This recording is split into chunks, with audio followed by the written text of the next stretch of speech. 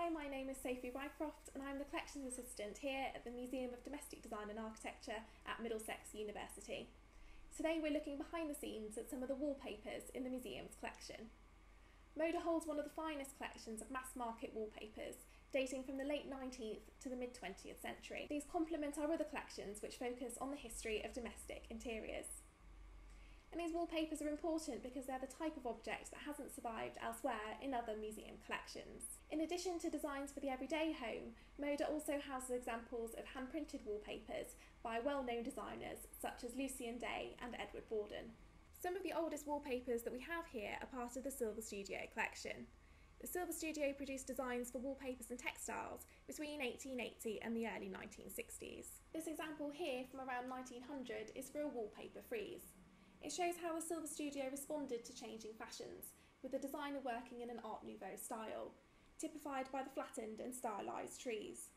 We also have a wide selection of domestic wallpapers from the interwar years. These wallpaper samples from 1933 were produced by Sandersons, who were one of the leading manufacturers for wallpapers at this time. Wallpapers like these are fascinating for people interested in domestic design because they evidence the choices available as well as changing budgets and fashions. The wallpapers in our collection are often typical of the spirit of the times, such as this wallpaper by Lucian Day. The cheerful design reflected the optimism of post-war Britain and was displayed at the Festival of Britain in 1951.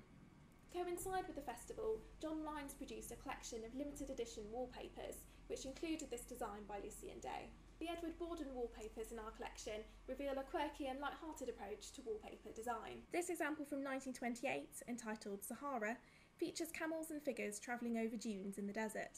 We also have some wonderful nautical-themed wallpapers by Borden, featuring whales, fish, mermaids and seaweed. Borden used the technique of lino cutting for most of his wallpapers.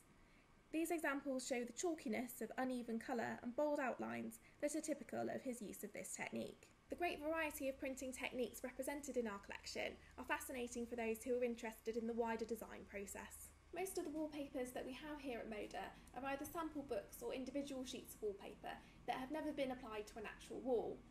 But we do have this rather unusual wallpaper sandwich, which is comprised of 12 layers of wallpaper that was salvaged from a college in Cambridge. This is very popular with visitors because you get a sense of how taste changed and think about how many different people would have lived in that room over time. The wallpapers at Moda are a great resource for those interested in developments in domestic design, and our collections continue to be used by a great variety of different people, from students to set designers.